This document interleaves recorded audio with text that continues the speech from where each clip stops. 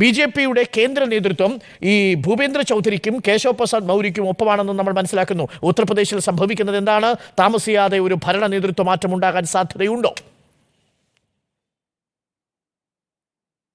ഇതിലെ വലിയ പ്രശ്നം എന്താണെന്ന് വെച്ചാൽ BJP Mandal commission card play ചെയ്തല്ലോ. മണ്ഡൽ പാർട്ടികൾ RJD അതേമാതിരി തന്നെ സമാജ്വാദിയൊക്കെ പ്ലേ ചെയ്ത മണ്ഡൽ കാർഡ് അവരും എടുത്ത് പ്രയോഗിച്ചു.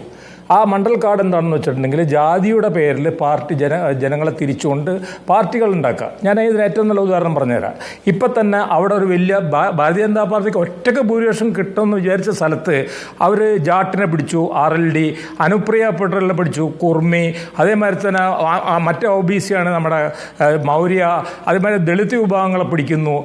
അതെല്ലാം പിടിക്കുകയും ചെയ്തിട്ട് അതോടൊപ്പം തന്നെ രാജ്പുട്ട് മുഖ്യമന്ത്രി, ആ രാജ്പുട്ട് മുഖ്യമന്ത്രിയാണ് ഈ സവർണ ചിന്തയുടെ ഏറ്റവും മുകളിൽ ഇരിക്കുന്ന ആളാണ്. ചെറുപ്പകാലം തൊട്ടെ മാത്രമല്ല അദ്ദേഹത്തിന് ഭാരതീയ ജനതാ പാർട്ടിയായിട്ട് വലിയ ബന്ധമൊന്നുമില്ല. ഗോരഖ്പൂറിലെ MP ആയിരുന്ന കാലഘട്ടത്തിൽ തന്നെ ഹിന്ദു വാഹിനിയുമായിട്ട് നടന്നിരുന്ന ഒരാളാണ്. അദ്ദേഹത്തിന് ഉത്തർപ്രദേശിലെ പാർട്ടിയുമായിട്ടോ അല്ലെങ്കിൽ അതിന് മുമ്പ് ഭാരതീയ ജനതാ പാർട്ടി, നമ്മളെല്ലാം രാഷ്ട്രീയ നിരീക്ഷകരായിട്ടിരിക്കുകയല്ലേ, ഭാരതീയ ജനതാ പാർട്ടിയായിട്ട് എവിടെയാണ് ബന്ധം ഉണ്ടായിരുന്നതെന്ന് ചോദിച്ചാൽ അതിൻ്റെ കേന്ദ്ര നേതൃത്വമായിട്ട് ബന്ധമില്ല, ഉത്തർപ്രദേശിലെ അതിൻ്റെ നേതൃത്വമായിട്ട് ബന്ധമില്ലാതിരുന്നൊരു പാർട്ടി ഒരാളാണ് വെച്ചിരിക്കുന്നത്.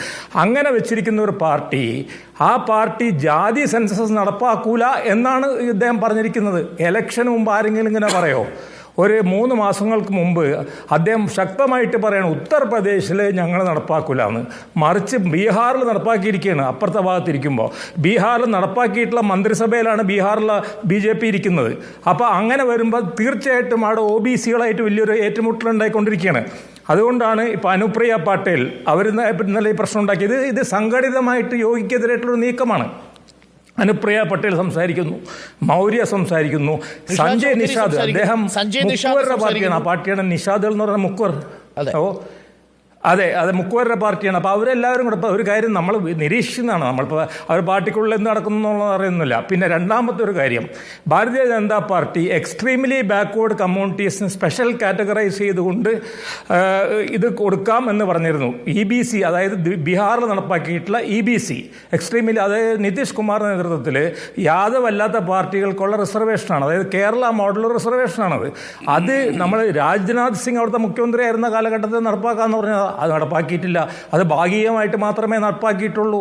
അപ്പോൾ ഇത്തരത്തിലുള്ള വിഷയങ്ങളാണുള്ളത്. ഞാൻ പൊളിറ്റിക്കൽ മാത്രമേ പറയണം, അല്ല അവർ അത് ചെയ്തോ ഇത് ചെയ്തോ അല്ലെങ്കിൽ. പിന്നെ മൂന്നാമത്തെ വലിയൊരു കാര്യം, ഇത് എന്താണെന്ന് വെച്ചിട്ടുണ്ടെങ്കിൽ അവിടെ ഈ അയോധ്യ നടപ്പാക്കിയപ്പോൾ ഒരു പ്രത്യേക സവർണ വിഭാഗത്തിൻ്റെ തരത്തിലുള്ള രീതികളും മറ്റുള്ള കാര്യങ്ങളാണ് അത് നടപ്പാക്കിയത് അവിടെ.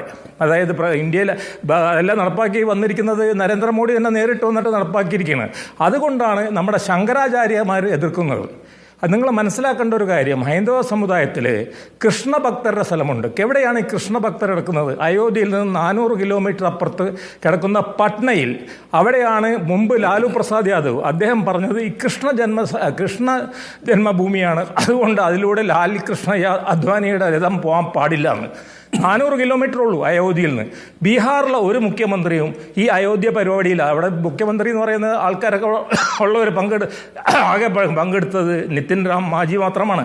അപ്പം നമ്മൾ മനസ്സിലാക്കേണ്ടത് ഈ ജാതി നമ്മൾ ഉപയോഗിക്കും, അല്ലെങ്കിൽ മതം നമ്മൾ ഉപയോഗിക്കും. ഇതെല്ലാവർക്കും ബാധകമാണ് കേട്ടോ. ഇതിപ്പോൾ ഇനിയിപ്പോൾ BJPക്ക് മാത്രമല്ല, ഹൈന്ദവ മതത്തിന് മാത്രമല്ല. ഇവിടെ നമുക്ക് ജേക്കബായിട്ടും ഓർത്തഡോക്സും തല്ലുകൊടുത്തും കാണുന്നുണ്ട്, മുസ്ലിമുകളുടെ ഇടയിൽ ഇന്നും തല്ലുകൊടുത്തും കാണുന്നുണ്ട്, സമസ്തയുടെ മറ്റൊരായിട്ടൊക്കെ.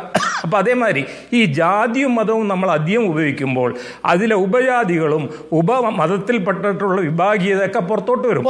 അത് ഇതിലൊരു മുഖ്യമായിട്ടുള്ള കാരണമാണ്.